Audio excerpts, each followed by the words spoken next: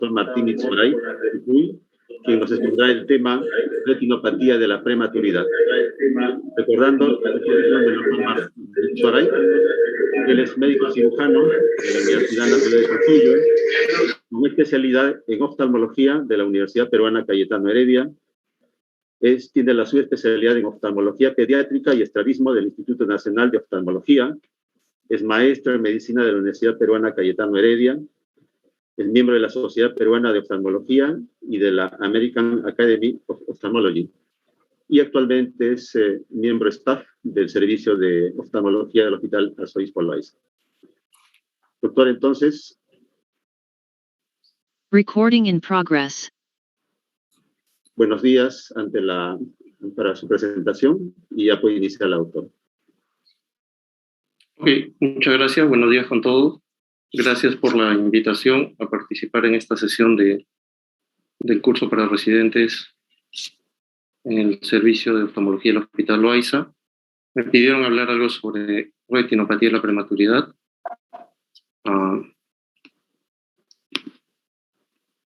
Sabemos todos bien ya que esta es una enfermedad vasoproliferativa que se da específicamente en los prematuros. Sin embargo, algunos describen que podría ser en bebés mayores con algunas posibilidades de algunos gatillantes como oxígeno y otros, en el que pueda simular este tipo de enfermedad.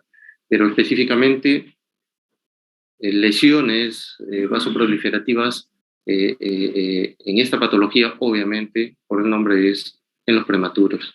Y es una causa importante de ceguera a nivel mundial, y esto es relevante en el sentido de que va a estar un bebé prematuro, va a vivir un promedio de vida de 75-80 años a nivel mundial, ciego.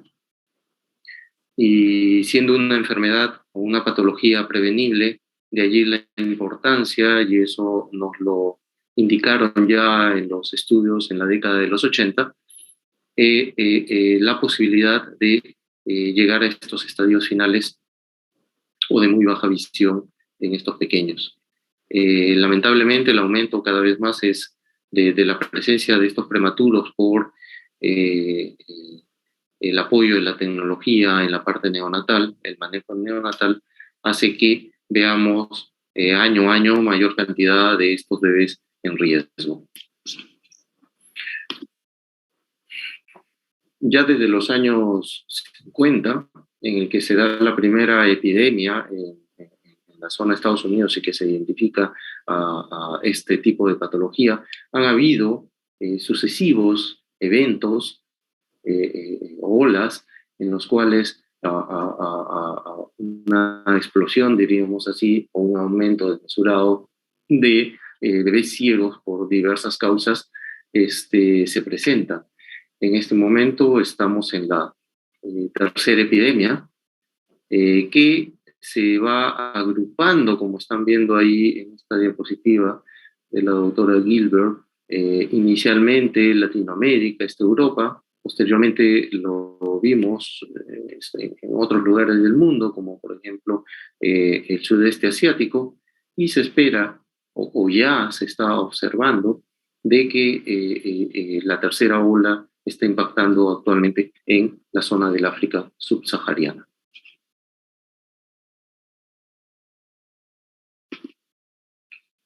Para entender la retinopatía debemos conocer el desarrollo vascular retinal normal.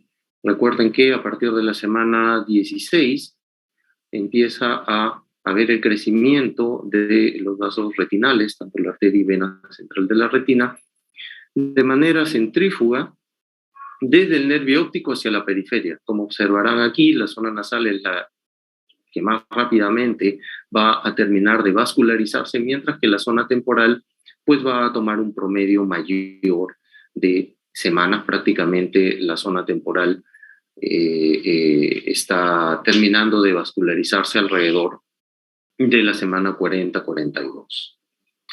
y a través de dos procesos también ya conocidos, que es la vasculogénesis y la angiogénesis. La vasculogénesis referidas a la formación de vasos de novo, es decir, no hay nadie que lo preceda, mientras que en la angiogénesis están asociados al desarrollo vascular con una serie de factores, los más reconocidos, involucrados principalmente en la producción de esta patología, es el factor de crecimiento parecido a la insulina y el factor de crecimiento endotelial vascular, entre otros. ¿Qué es lo que sucede en una retina avascular? El término ahora de retina inmadura, el grupo de trabajo en la tercera edición sugiere cambiar el término de retina inmadura por el término de retina avascular, de tal manera que dentro de los diagnósticos, cuando hacemos el tamizaje y le colocábamos a una retina avascular en zona 2, por ejemplo, le colocábamos retina inmadura, indicando si tenía la localización en la zona, ¿no? Ahora no, ahora sugieren, y me parece bien porque es mucho más específico, hablar de una retina avascular, inmadura avascularmente en todo caso, ya que las capas de la retina sabemos que empieza a formarse desde la 5ª semana de edad gestacional intraútero.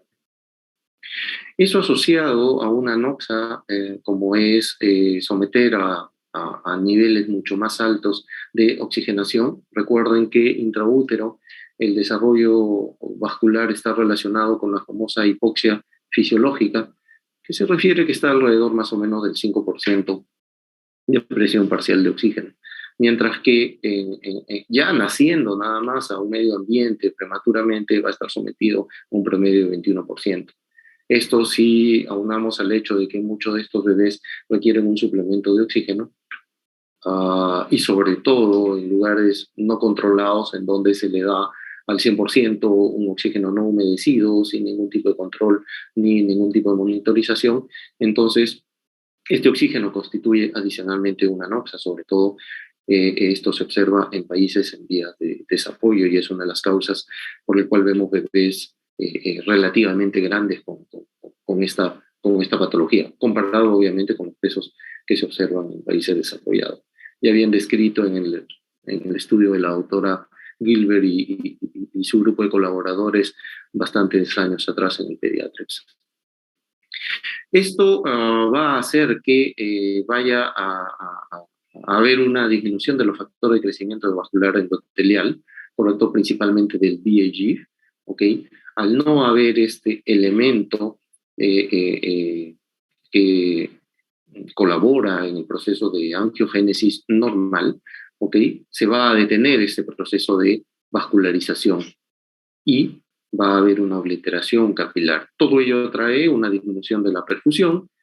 Obviamente, al haber menos irrigación, va a haber isquemia y posteriormente hipoxia retinal.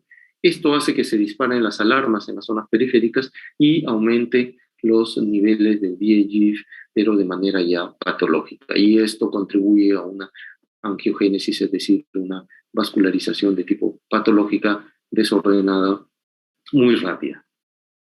Entonces, más o menos estos son los pasos en los cuales observamos en los bebés que están desarrollando algún grado de retinopatía. Ahí más o menos ya en relación con otras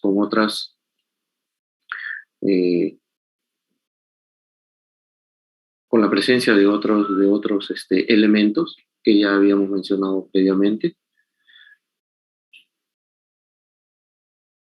Siempre se habla de dos fases. Una primera fase en la cual hay una detención del crecimiento vascular asociado con niveles de hiperoxia, que ya habíamos mencionado previamente, y posteriormente a una fase la fase 2 o la fase hipóxica, en el cual, debido a estos niveles escasos de oxígeno en la zona, se va a producir un aumento desmesurado, como ven, de todas esas sustancias, principalmente el factor de crecimiento endotelial vascular. y esto conlleva finalmente a la neovascularización retinal. Muchos factores han sido asociados, ¿okay?, y están descritos en la literatura, lo ven allí en la tabla, que contribuye, diríamos, al desarrollo de esta patología. Pero dos aún siguen siendo los principales. Una edad gestacional, a menor edad gestacional, más riesgo; a menor peso al nacer, más riesgo también. Y en países, vuelvo a repetir, en vías de desarrollo como el nuestro, la suplementación del oxígeno. Obviamente es necesario para la supervivencia del bebé, ¿no? Eso se vio en los años 50, 60, en los cuales le quitaban el oxígeno, caía dramáticamente la presencia de la retinopatía, pero había mucha muerte. Entonces, sopesando eso, se prefería la vida, ¿no? Y si ustedes notarán en la tabla, todas estas o muchas de estas están relacionadas con alteraciones en la oxigenación: transfusiones, asistencias respiratorias, hipopertensión, apneas, etc. Pero ninguno tan fuerte como el, vuelvo a repetir, la edad gestacional, peso al nacer y el oxígeno, que son los tres principales. Obviamente hay que tratar de tener algún tipo de estrategia para controlarlos. Y para ello, recuerdan la parte de medicina pública, epidemiología, en los cuales hay niveles de prevención, ¿correcto? Y obviamente la prevención mayor, pero que es muy, muy difícil en realidad de implementar, manejar, ¿ok?, es la prevención del parto prematuro. Entonces ahí entran muchos, muchos factores, ¿no? Educativos, el acceso a los controles, el acceso a la terapia de las gestantes, si tuvieran, por ejemplo, un proceso infeccioso urinario, muchas veces desencadenante de estos tipos de partos prematuros. Luego tenemos un nivel primario, en el cual está a cargo de quien va a velar por el buen desarrollo de este prematuro, que son básicamente los neonatólogos. Y retinopatía del prematuro es considerado un marcador, diríamos, de la alta calidad de los cuidados neonatales. Alguna unidad de neonatología que tenga mayor cantidad o que tenga un porcentaje alto de retinopatía del prematuro, entonces algo está pasando en cuanto a la calidad de la atención de estos bebés. La prevención secundaria está a cargo, en nuestro caso, ya de la especialidad, para evitar o detectar aquellos casos en los cuales, teniendo o no la patología, evitar que llegue a niveles altos de que pongan en riesgo el desarrollo visual. Y esto es a través de un tamizaje adecuado y oportuno, porque muchas veces observamos al bebé, nos hacen la interconsulta y resulta de que no fue oportunamente, no fuimos llamados oportunamente en los tiempos que indican las normas, ¿ok?, y que no han variado, para hacerle el tamizaje, y resulta que nos encontramos con un estadio avanzado. Y también el seguimiento a largo plazo, y como vamos a ver posteriormente, que en esta última tercera edición de la Clasificación Internacional de Retinopatía ya han incorporado con respecto a las secuelas, a otras condiciones oculares que están asociados en el devenir del desarrollo ocular, ya no en bebés, sino en niños o adultos. Y obviamente, si estamos ante un evento no deseado como es la baja visión o ceguera, tener la capacidad para realizarle la rehabilitación visual adecuada y tratar de que sean elementos uno, no de carga para la familia, y segundo, incluso útiles para la sociedad. Entonces, con respecto a lo que nos corresponde al tamizaje del ROP, como les habíamos mencionado, la idea es que evaluemos e identifiquemos aquellos bebés, aquellos prematuros que tienen algún grado de ROP y que tengan tendencia a evolucionar a estadios graves, que es lo que nos interesa en realidad, ¿ok? Obviamente para realizar el tratamiento respectivo. La población en riesgo, y esto está todavía escrito en la norma, es prematuros menor o igual a 2.000 gramos y o edad gestacional de 34 semanas o menos, en este caso el servicio de neonatología del Hospital Loaiza. Tenemos un promedio más o menos menor de 1.500, de 1.5% del total de nacidos vivos en promedio. Esto en los últimos tiempos ha venido bajando por una serie de disposiciones administrativa del ministerio, en el cual el acceso de la población que se tenía año por año ha ido restringiéndose a algunas sedes o localidades dependientes del hospital y ya no de cualquier parte de los distritos de Lima, excepto en situaciones de emergencia. En el momento les dije que el tamizaje no solo era realizarlo, sino de manera adecuada, con el equipamiento adecuado, la capacitación adecuada, ¿ok? Sino también de manera oportuna. Y esta debe ser hecha a las 34 semanas de vida, ¿ok? O al cumplir las 31 semanas de edad gestacional corregida, lo que ocurra después. Entonces, no es que a la semana de vida se va a realizar, o no es que a las 8 semanas después, habiendo sobrevivido el bebé, recién se realiza.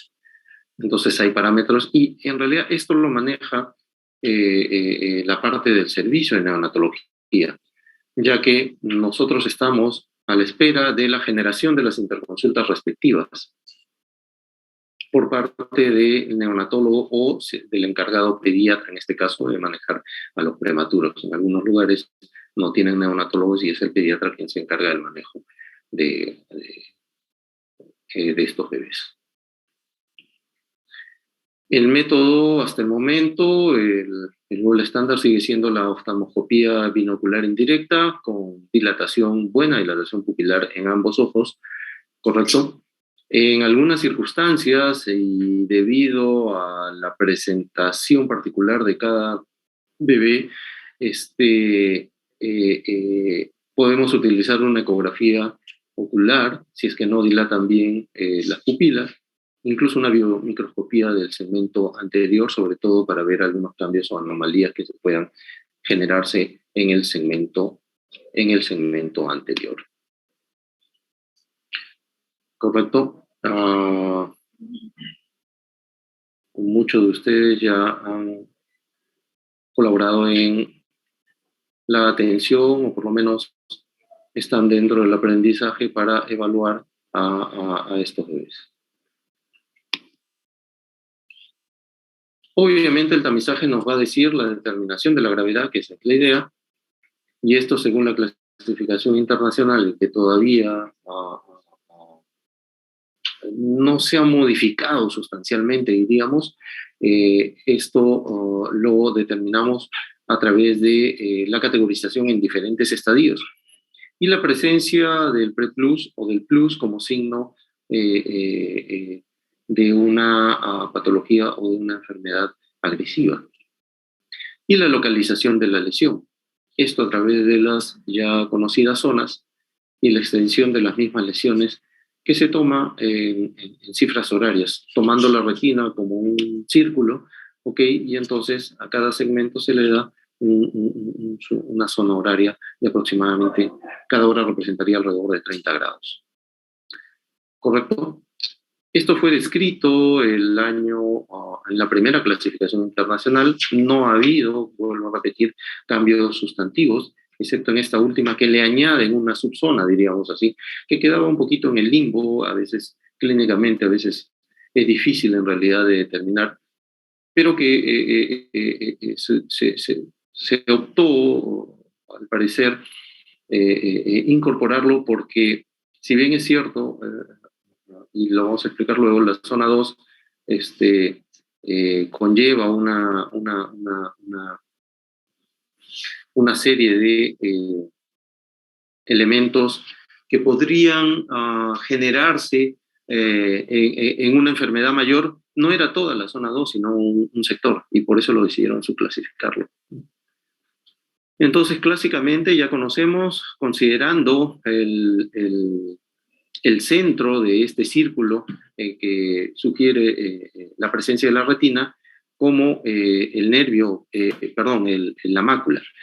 Esta es una de las pocas clasificaciones, y no sé si el doctor Barriga puede conocer algunas otras, pero creo que es la única en la cual la mácula se toma en el centro. En el resto de clasificaciones, me parece, de otras patologías retinales, es el nervio óptico que lo toman en el centro. Aquí es la mácula, que lo toman el punto central, ¿no? Y siempre el nervio, obviamente, en el lado derecho, el nervio se va a ubicar a la derecha de la mácula y el izquierdo lo que le corresponde. Entonces, la división se hace en 3 zonas y eso todavía sigue así. La zona 1, ¿ok? Que va desde el nervio óptico, perdón, me estoy confundiendo. Había dicho de que la mácula era el centro, no, era al revés. En todas las clasificaciones la mácula la toman como en el centro y aquí se toma en el centro al nervio óptico. En el caso del prematuro es el nervio óptico que lo toman en el centro. ¿Ok? Entonces, se toma como punto central el nervio óptico y de allí se calcula un doble radio, ¿ok? Que va de distancia que corresponde al nervio óptico, la mácula. Entonces se calcula una doble distancia, un doble radio. Un radio es lo que es nervio óptico, mácula, y el otro radio, el equivalente a esa distancia, se traza hasta el punto que le corresponde. Y a partir de ahí se hace un círculo, teniendo otra vez como centro el nervio óptico. Eso es difícil de calcular y cuando uno está observando ver el nervio óptico y hacer esos trazos, ¿no? Entonces, en la actualización de la clasificación en el 2005 colocan una manera práctica de delimitar la zona 1. Y es que siempre tomando el nervio óptico como punto central, lo que observamos a través de una lupa de 28 dioptrías es colocar en el borde, en uno de los bordes de observación de la lupa 28, el nervio óptico, y todo lo que se observa, ya sea en la zona temporal, en donde vamos a observar la zona que corresponde a la mácula, o al revés, en la zona nasal, todo eso corresponde a zona 1. Todo lo que abarca, colocando en uno de los extremos la visión con la lupa 28, en uno de los extremos colocando al nervio óptico. Entonces, eso tampoco ha variado en la actualización del 2021.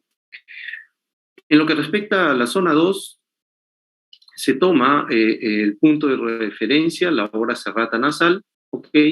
Y de allí, teniendo otra vez como centro el nervio óptico, se hace un círculo, ¿sí? Que pasa desde la hora serrata nasal, es decir, el límite de la retina en esa zona, y se extiende de manera circunferencial hasta la zona temporal. Igual también, salvo la identificación de la hora serrata nasal, el límite entre las zonas 2 y 3 también es un poco, diríamos, algo vago. Entonces, pero no teniendo, a diferencia de lo que corresponde zona 1 y lo que luego han pasado a denominar la zona 2 posterior, ¿ok?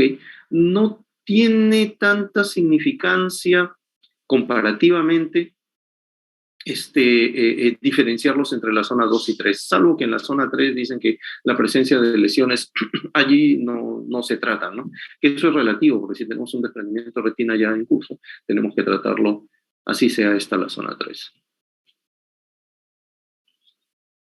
Y la zona 3 es la creciente temporal remanente que no toma o no es cubierta por la zona 2, que corresponde al límite de la zona 2, pero que hasta la hora serrata temporal. Okay. Esta es la actualización o la propuesta que hacen para subdividir la zona 2, añadiéndole una zona 2 posterior, que corresponde a la periferia de la zona 2, ¿ok? Y se toma 2 diámetros de disco, del disco óptico, y se traza un círculo externo a la zona 1, que viene a quedar como un anillo, digamos así. Y vuelvo a repetir porque se observa que todavía lesiones que están en la zona 2 posterior, comparado con el resto de la zona 2 anterior o la zona periférica remanente, las lesiones presentes ahí son mucho más agresivas que las que se presentan un poco más periféricamente. Entonces esto es lo nuevo incorporado dentro de la actualización de esta tercera edición de la clasificación. Otra novedad es que muchas veces veíamos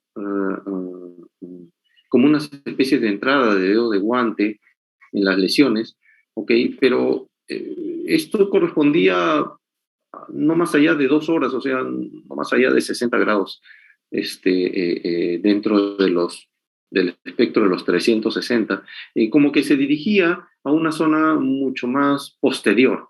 En este caso, como ven la diapositiva, está ingresando en zona 1. Entonces, y el resto de las lesiones, es decir, el 80% de la patología remanente quedaba en zona 2. Y entonces ahí venía la dificultad, ¿está en zona 1 o en zona 2? Algunos decían zona 1 porque es la zona, entre comillas, que podría tener la lesión de peor pronóstico, pero otros decían, pero la gran mayoría está en el otro lado, está en la otra zona. Y entonces ahí habían discusiones de cómo denominarlos.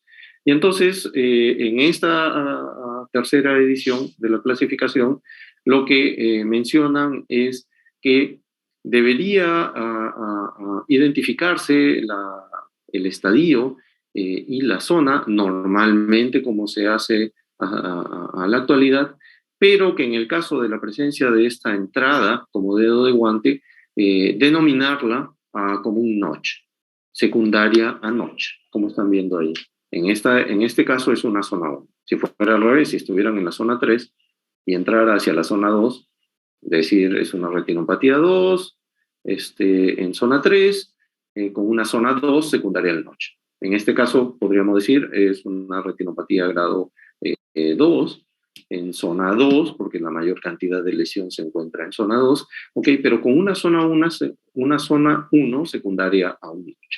Usualmente estos notches se encuentran en el meridiano horizontal, todas apuntando prácticamente a la zona de la mácula. ¿Y por qué esta diferenciación? Muchas veces desde aquí empieza a levantarse la retina. A pesar que el resto está tranquilo, es en esta zona lo que conlleva un poco más de gravedad. Estos son los estadios para delimitar o para indicar progresivamente el deterioro, diríamos, y mayor riesgo de la visión para un prematuro con esta afección. Siguen siendo 5 estadios, ¿correcto? Siguen siendo las características de cada estadio sin cambio, ¿ok? Tenemos una línea demarcatoria en un estadio 1, la presencia de un engrosamiento, una cresta no neovascularizada en estadio 2, esta misma cresta que se incrementa, pero en la cual ya hay una proliferación vascular sobre la cresta. El 4 con sus 2 subcategorías, 4A y 4B, con un desprendimiento de retina parcial. El A cuando no está comprometiendo la mácula, el B cuando sí está comprometida la mácula. Y en el caso del 5, un desprendimiento de retina total. En cualquiera de esos estadios se le añade la presencia de un preplus o de un plus, características de descripción de estos últimos cambios vasculares no han cambiado, excepto el hecho, como vamos a ver posteriormente, de que ahora es considerado como un continuo. Es decir, la presencia de estas anomalías vasculares leves, moderadas, que van progresando hasta llegar a un plus, es parte de todo un continuo. En la actualización de esta clasificación, en su tercera edición, viene un añadido en el caso del desprendimiento de retina total. Progresivamente ya están haciendo en muchos lugares, incluyendo aquí en Lima, ya hay algunos casos, en algunos hospitales que están haciendo cirugías en los casos de desprendimiento de retina grado 5.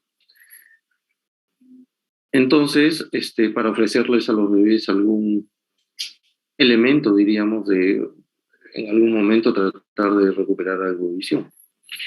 Entonces, lo que hay es que lo han subcategorizado en tres niveles. Así como el 4 es categorizado en A y B por compromiso de la mácula, en el caso del desprendimiento de retina total, se han subcategorizado en 3, A, B y C, en los cuales en el 5A corresponde a un desprendimiento de retina total, pero podemos ver el nervio óptico. En el caso del B hay un desprendimiento de retina total, pero no vemos el nervio óptico, y más bien hay una presencia de tejido fibrovascular. Y en el caso del C es el 5B, es decir, un desprendimiento de retina total, no vemos el nervio óptico, pero adicionalmente hay cambios en el segmento anterior, como pérdida de la amplitud de la cámara anterior, opacidad corneal, luxación del cristalino, etc. Esto tiene que ver con el acceso, como les vuelvo a repetir, cada vez mayor que tienen estos niños, que esperemos se vean a su vez con menos frecuencia, por la posibilidad de ofrecerles algún tipo de procedimiento quirúrgico. Obviamente dentro de este estadio, los 5A serían mucho mejores con respecto a los otros, ¿no?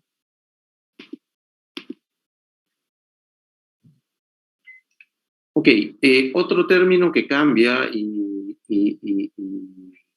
que en su momento, en los años 80, en la primera descripción, se habla como el Rush Disease, ¿ok? Y luego, el año 2005, se le denomina la retinopatía agresiva posterior, ¿ok?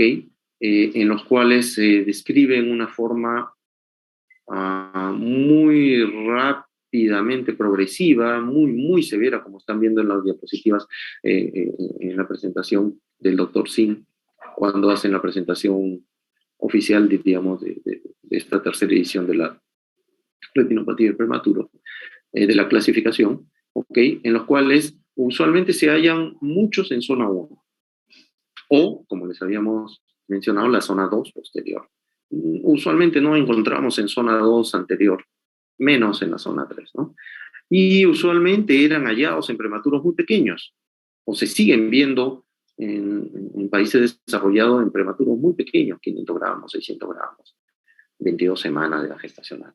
Pero luego teníamos los comentarios de diversos colegas de diversos países, específicamente aquí en Latinoamérica, como parte del grupo que se forma, que observaban bebés mucho más grandes, edades gestacionales de 32, edades gestacionales de 34 incluso, en los cuales presentaban este tipo de patología, bebés grandes comparados con lo que se observaba previamente. Entonces, y que no se presentaban tan posteriormente, tanto en zona 1, sino que más se iban hacia la zona 2 posterior, saliendo ya casi de esa definición, ¿no? Entonces, optaron por hacer el cambio, ¿ok?, de una ROP agresiva posterior, que no es tan posterior, como vuelvo a repetir en muchos lugares, simplemente por el de ROP agresiva.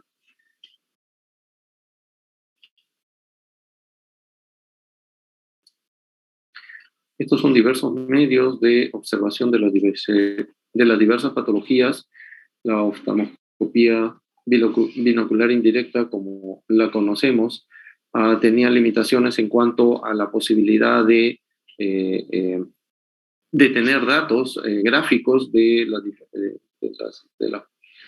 lo que observábamos en estos bebés, y el acceso cada vez más a dispositivos como los que estamos viendo allí, con el uso de los celulares específicamente, hace que estas imágenes que se hacían poco en realidad.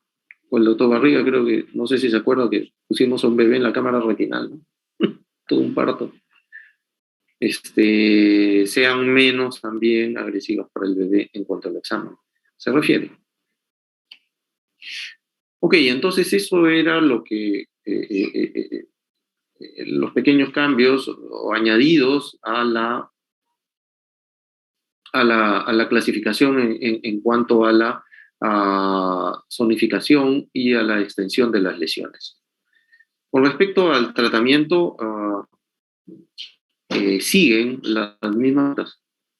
El tratamiento de recién nacidos con un ROP tipo 1 es aquellos que van a requerir tratamiento, ya sea la utilización de láser o de antiangiogénicos. La crioterapia prácticamente ha sido dejada de lado, incluso en esta tercera edición comentaron allí en la presentación de ellos de que ya la crioterapia debería dejarse de lado. Como están observando, básicamente la presentación de zona 1, una zona 2 con una retinopatía y la presencia del plus, son aquellos que nos dan las pautas para poder indicar la cirugía. Y se hace seguimiento a aquellos en los cuales no hay plus o los niveles de retinopatía no son tan severos.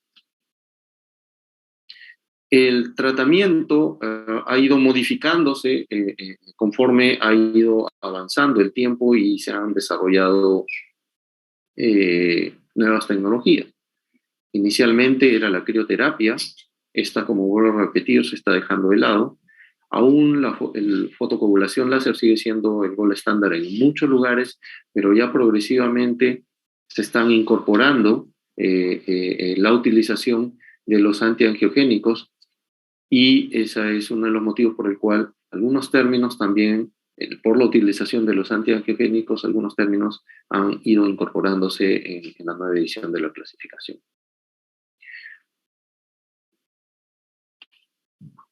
Muchos antiangiogénicos son los que se utilizan. Cualquiera de ellos van a tener los mismos efectos en relación al control de los niveles del anti-VEGF. Sin embargo, también se está observando de que, si bien es cierto, hay una regresión muy rápida dentro de las primeras 24 o 48 horas, tiene también una mayor tasa de reactivación y una mayor tasa de reactivación en el tiempo. Entonces, no se sabe específicamente cuánto tiempo después puede reactivarse y considerarse como una reactivación de la retinopatía. Los promedios hablan de alrededor de la semana 52. Sin embargo, algunos observan más allá de las 60 semanas.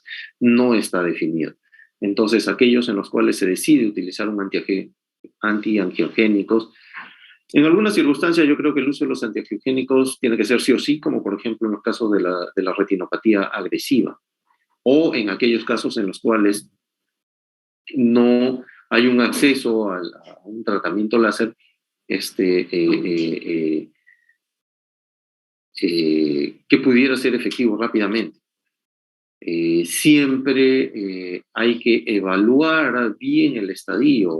Si hay un desprendimiento de retina, por más pequeño que sea, en medio periférico que está andando por ahí y uno no lo observa, porque simplemente ve algunos sectores, entonces la probabilidad más bien de hacer más daño con estos, produciéndole un desprendimiento de retina, mucho más importante, mucho más severo, que lo que incluso hubiera sido la evolución natural de la enfermedad, pues está presente, ¿no? Cada vez más la seguridad del medicamento se está observando, ya tiene muchos años en su uso, entonces hasta el momento los diversos estudios aparentemente de desarrollo neurológico y de otros sistemas que se sospechaban podrían verse afectados, hasta ahora no ha sido felizmente comprobado. Las dosis igual se siguen discutiendo y algunos propugnan utilización de dosis mucho más bajas. Usualmente yo utilizo la mitad todavía, la mitad de dosis de adulto. Podría estar en relación al grado, tal vez una retinopatía agresiva no funcione con dosis tan bajas como la cuarta o sexta parte que algunos plantean. ¿Por qué? Porque los niveles del VEGF circulando en la zona o que se encuentran en el ojo son muy, muy altos.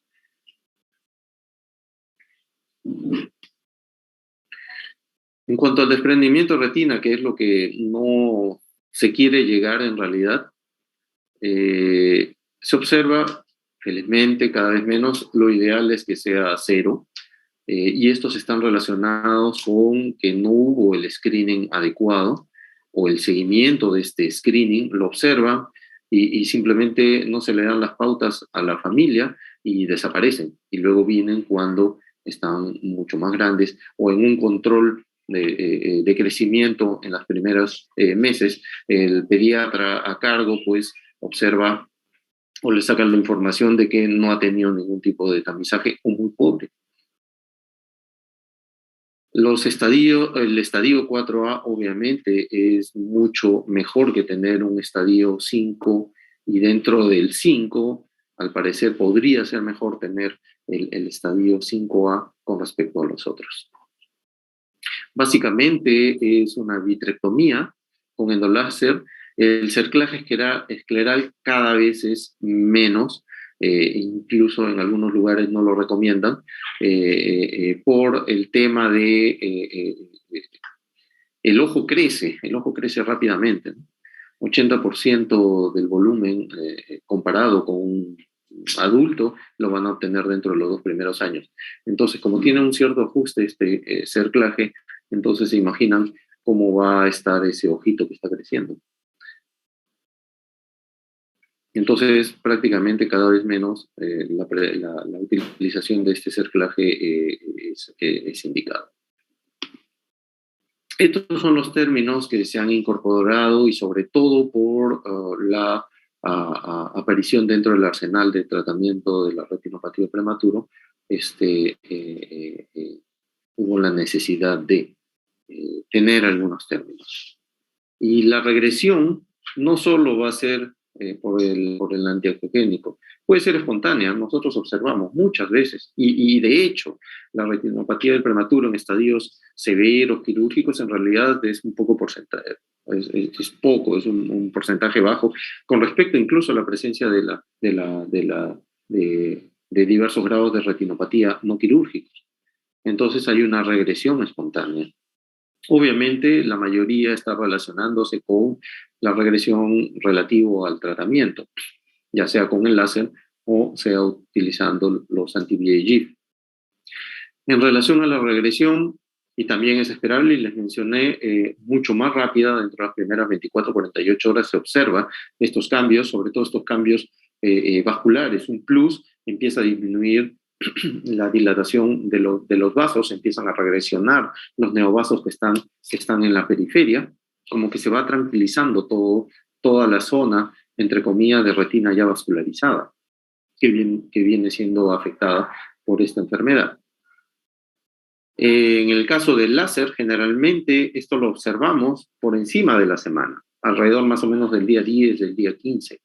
Es por eso que el control para ver la eficacia o la eficiencia de la terapia con el láser, usualmente el control lo hacemos a la semana, mientras que con el uso de los anti-VEGF lo hacemos dentro de las primeras, al día siguiente o 48 horas después, de acuerdo a si es que y ahí se toma la decisión, de acuerdo a si es que la regresión está acorde con lo que uno espera posterior al tratamiento, se sigue la observación. De lo contrario, pues habrá que considerar un retratamiento.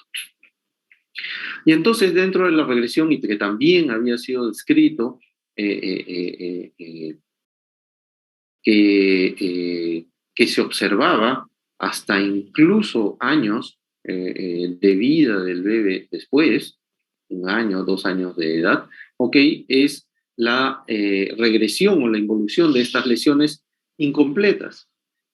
Y entonces comentábamos con varios colegas, incluso que da miedo, ¿no? Ver esa retina y que en la parte periférica no se vea vasos.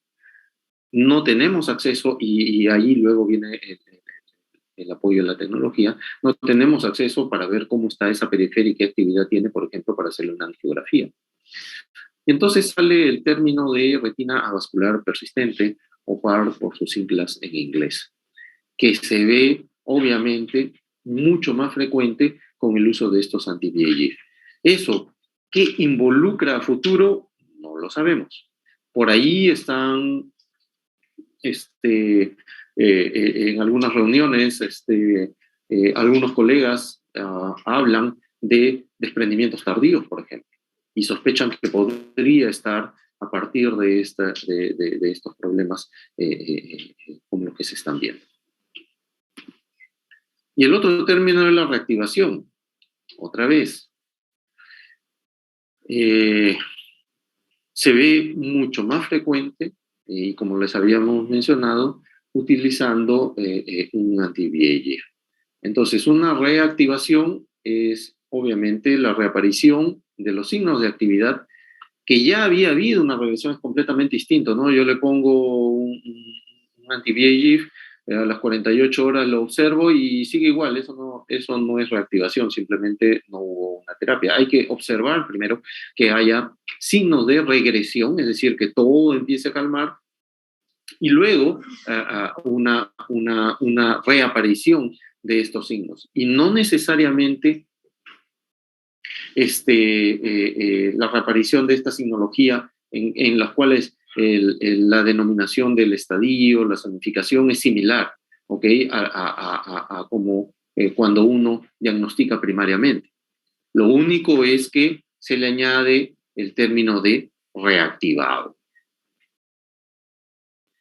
En relación a la reactivación, y otra vez que vuelvo a repetir, que se observa fundamentalmente después del tratamiento con estos antiangiogénicos, no necesariamente es en la misma zona que estuvo, porque lo que se espera es que si es que hay regresión, empiece algunas semanas después a revascularizar la zona periférica y entonces la vascularización avanza un poco. Y lo otro también que hay que tener mucho cuidado en la observación de esta reactivación es que muchas veces los neovasos son muy pequeñitos, muy difíciles de ver. Uno lo ve y dice, bueno, se reactivó y está, qué sé yo, nuevamente hay una cresta. ¿Okay? Y usualmente las crestas son planas, no se elevan, de tal manera que puede haber una neovascularización tremenda, ¿ok? Y resulta que uno lo puede pasar desapercibido. Y luego percatarse cuando ya está con el desprendimiento, que es mucho más complejo, obviamente, de manejar. Entonces, allí, muy probablemente, en los casos de reactivación, se tenga indicado realizarle, por ejemplo, una angiografía para ver el nivel de, diríamos, de proliferación en esa zona. La autora Harnett, una de las participantes en esta presentación de esta tercera edición de la retinopatía del prematuro, comentaba justo sobre eso.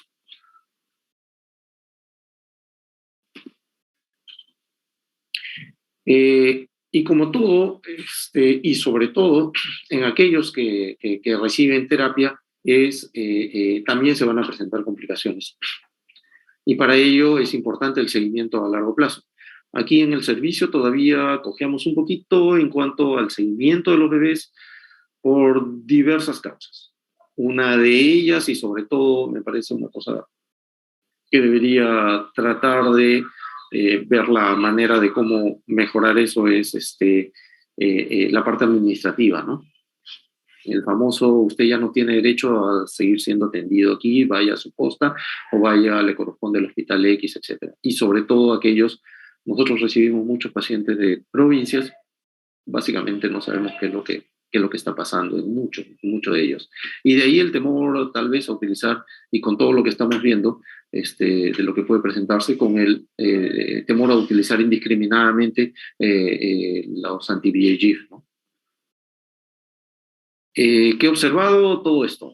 Miopía elevada, estrabismo, esto va a conllevar a una ambliopía, catarata y glaucoma. No he tenido oportunidad en los pacientes que he podido manejar, tratar, la presencia de ellos, felizmente.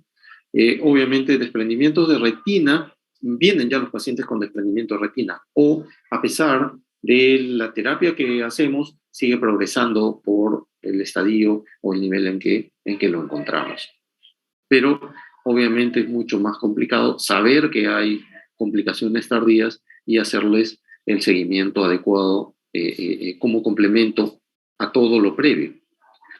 Porque uno se esfuerza en tratar de sacarlos a los bebés de la mejor manera posible y resulta que se fracasa en el seguimiento y vienen con ojo perezoso.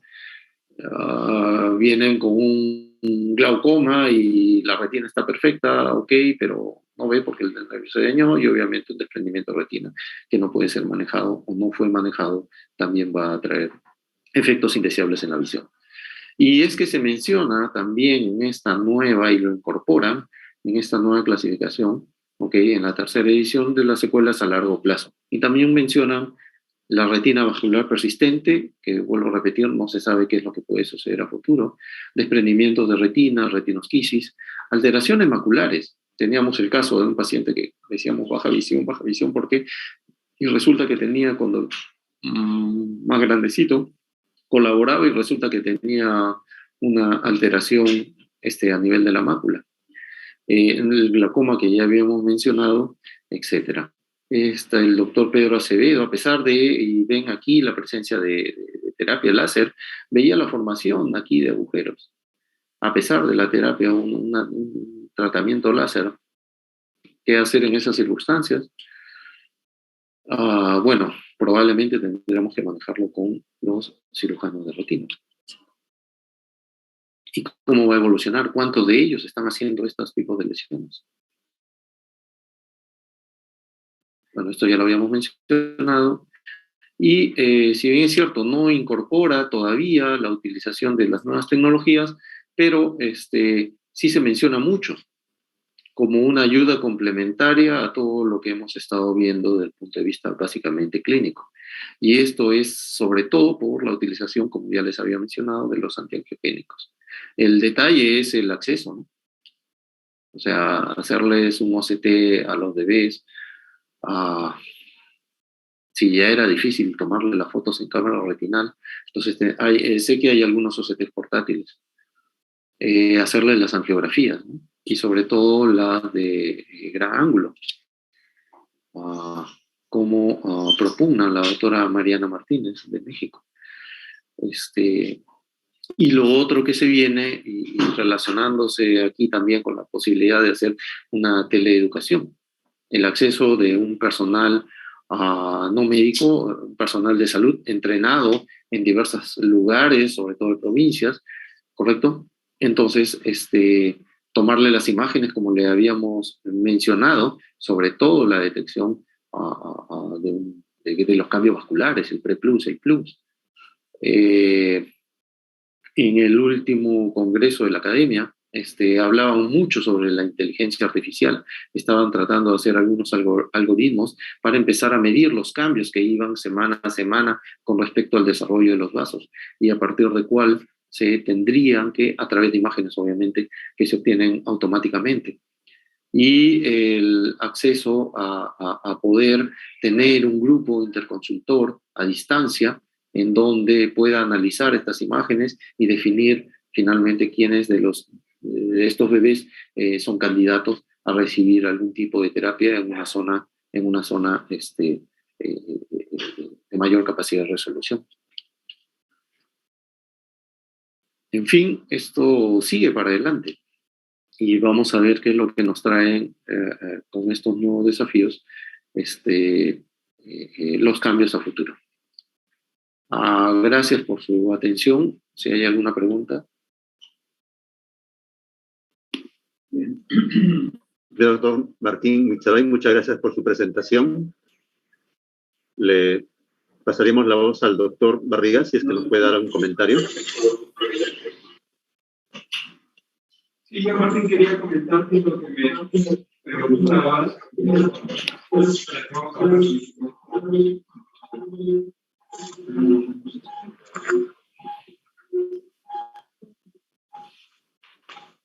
Te decía que efectivamente no hay clasificaciones idénticas a la del estudio de los prematuros en estudios de retina en general, ¿no? Siempre se privilegia la mácula, que en realidad también está considerada en el estudio prematuro. Es el estudio de la periferia bastante, y creo yo que tiene que ver con la forma como se desarrolla normalmente la vascularización retiniana en el prematuro, ¿no? Acuérdate que el prematuro tiene generalmente su retina nasal ya completa al nacimiento, a pesar del prematuro, y lo que le queda rezagado siempre es el lado temporal. Es en el último lugar donde vas a encontrar cambios, ¿no? De acuerdo a la prematuridad del paciente.